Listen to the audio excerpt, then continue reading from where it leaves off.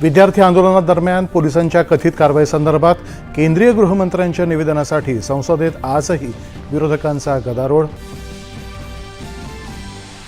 संसदेचं कामकाज चालावं अशी विरोधकांची इच्छा नाही, ते जाणीवपूर्वक अडथळे निर्माण करत आहेत, संसदीय कार्यमंत्र्यांचा आरोप।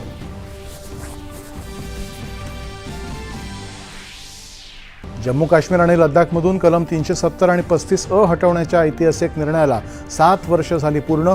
या भागामध्ये व्यापक परिवर्तन झाल्याचं पंतप्रधानांचं प्रतिपादन। पाकव्याप्त जम्मू काश्मीरमधील रक्तपात थांबवून बेकायदेशीर ताब्यातील सर्व भारतीय भूभाग त्वरित रिकामी करण्याचा भारताचा पाकिस्तानला इशारा। येमेनच्या किनाऱ्याजवळ भारतीय जहाजावर झालेल्या हल्ल्याचा भारतानं केला तीव्र निषेध। 13 भारतीय आणि 1 परदेशी असे सर्व 14 कर्मचारी सुरक्षित। रिझर्व्ह बँकेचा द्वैमासिक पतधोरण आढावा जाहीर। रेपो दर 5.25% इतकाच कायम। कर्जावरच्या व्याजदरात पारदर्शकतेसाठी नियमात सुधारणा करणार। फेसबुकवरील पंतप्रधान नरेंद्र मोदी यांची पोस्ट हटवल्याप्रकरणी मेटाच्या जागतिक चमूने घेतली माहिती तंत्रज्ञान मंत्री अश्विनी वैष्णव आणि मंत्रालयाच्या सचिवांची भेट। मोठ्या प्रमाणावरती बेकायदेशीर मजकुराचा प्रसार केल्याची चूक मेटाकडून मान्य।